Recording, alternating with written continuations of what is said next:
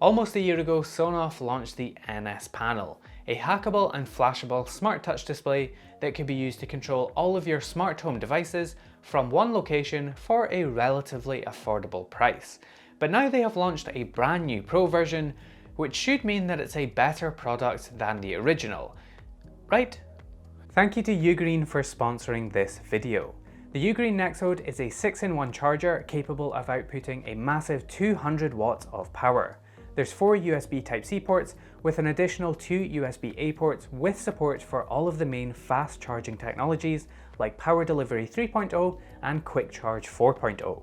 The Nexode has Ugreen's new generation gallium nitride technology support and PPS adaptive charging, which makes the charger smaller whilst increasing the charger efficiency with less heat generation. In addition, the Nexode can protect your devices from short circuits, overvoltage, overheating and overcurrent through their intelligent processor.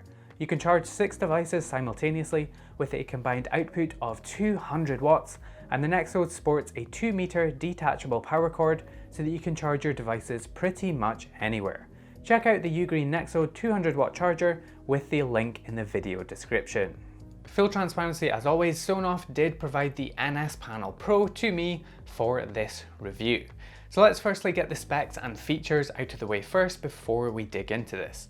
The Sonoff NSPanel Pro is a 4-inch 480 by 480 touch display that is designed to allow you to control smart home devices all from one convenient wall-mounted panel.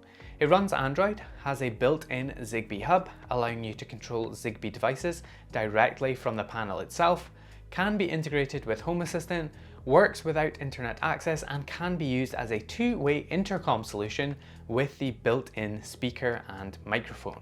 The problem is, only 2 out of those 5 things are actually true as of today.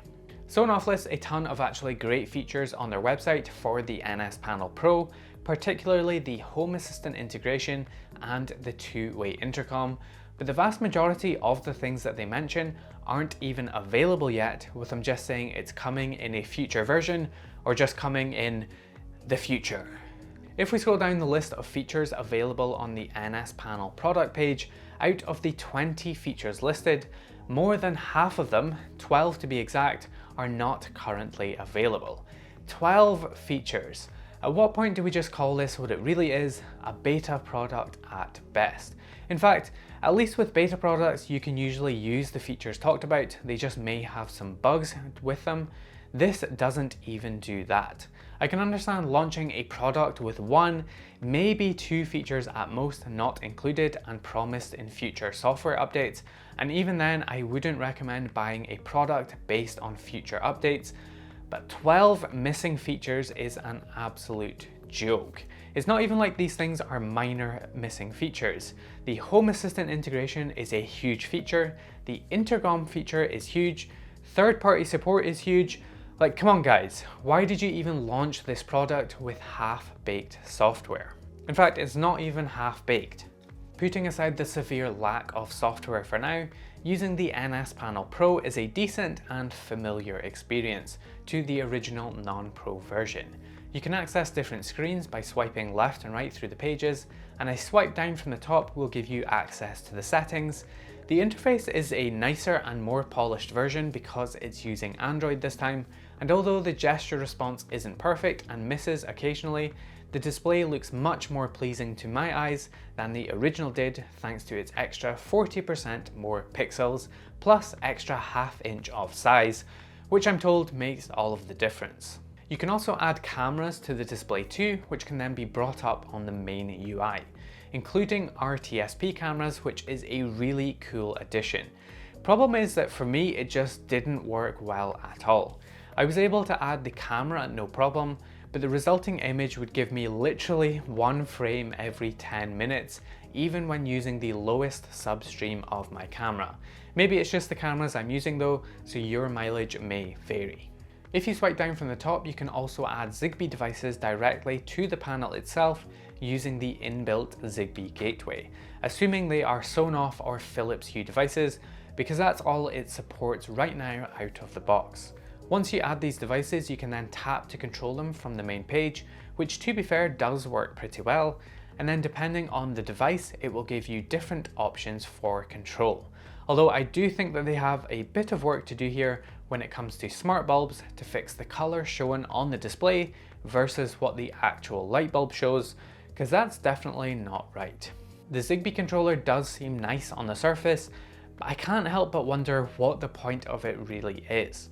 Firstly, I can't pass all of the devices connected here through to something else like Home Assistant, so if I have a smart bulb connected to the NSPanel Pro, I can't then make that show up in Home Assistant for control. And secondly, the idea with the NSPanel is that you would have one of these in every room to give you access to the smart devices in that room and allow you to control them from this one panel. But the problem here is that all you're going to do is end up creating like 10 completely separate Zigbee networks for every room in your house that are all going to be independent of each other. One of Zigbee's strong points is that it's a mesh network, right? So adding more powered devices should strengthen the mesh and should improve the range and reliability. But with the NSPanel Pro, you miss out on the mesh functionality and the mesh improvements completely, not to mention the potential interference. The way that this should have been done, in my opinion, is to have these work as a Zigbee router instead, where they can join an existing Zigbee mesh, and then because they are mains powered, they will then help to improve and strengthen the mesh as a whole. That would then allow you to integrate these with other systems too. As it is, I just don't see the point of the Zigbee controller inside the NSPanel. And that leads me on to one of my other major gripes. Sonoff is trying to create yet another smart home ecosystem that needs its own app to control and only works with theirs or limited other devices, when literally the entire smart home market is preparing to shift to intra-compatibility with each other. Sonoff needs to recognize that their entire brand and customer base is built around hackable and flashable devices, like pretty much the rest of their lineup is.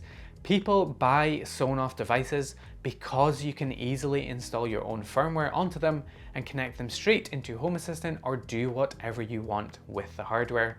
And without that ability, Sonoff becomes just another generic brand in a sea of companies all doing the same thing. You only need to take a quick peek inside of the NSPanel Pro to find that it's a rebranded product from Tuya, and it's pretty much identical in every way to this unit that got sent from ZemiSmart way before the NSPanel Pro arrived. And because it's a Tuya product, that does mean that there is no way of installing custom firmware onto it. Of course, because it's Android, it's entirely possible that someone may come up with a custom ROM for this that will unlock more functionality, but that's quite a big if. The one saving grace here would have been if it had a more fully featured version of Android that you could use, maybe to install the Home Assistant app and display dashboards, or if we could even open a web browser, but that doesn't seem to be possible yet, at least officially. I'm sure someone will figure out some weird sequence of events that you have to do, like a cheat code in a game that will make a browser appear that you could then load web pages on, but until that happens, you are stuck with the limited functionality. Finally, we come to the two P's, Pro and Price.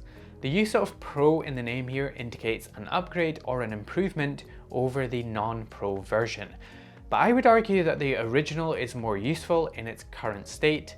The screen is certainly better on the Pro, but you do lose access to the two physical buttons on the front to accommodate the larger display, and you also give up the ability to install your own software. This could definitely change over time with software updates, but I can only evaluate what's here today in front of me.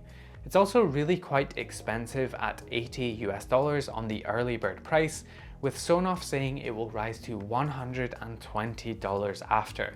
That's a very steep price to pay for this, especially given that we don't know when or even if those promised features will arrive. And I personally cannot recommend buying a product based on promised future updates. The future. So Sonoff, I really hope it was worth it to you to launch this product with so many critical features completely missing, knowing full well that you were going to get absolutely slammed in reviews like this. At the end of the day, these reviews are going to be out there forever and are probably going to be the first thing that people see when researching this product, even if you do come good on everything in the future. And that's going to leave a permanent stain on this product.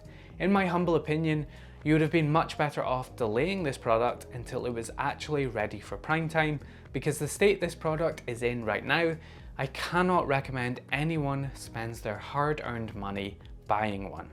Anyways, that's about going to do it for me for this video. Bit of a negative one today, unfortunately, but hopefully it does help you if you were on the fence about buying one of these. I'm curious to know what your thoughts are on the new NSPanel Pro. Do you think I was too harsh, maybe? Have you bought one? If so, what do you think of it? Let me know in the comments down below. Other than that, I hope you did enjoy this video. If you did, make sure to drop this video a like and get subscribed if you aren't already, and I will see you in the future.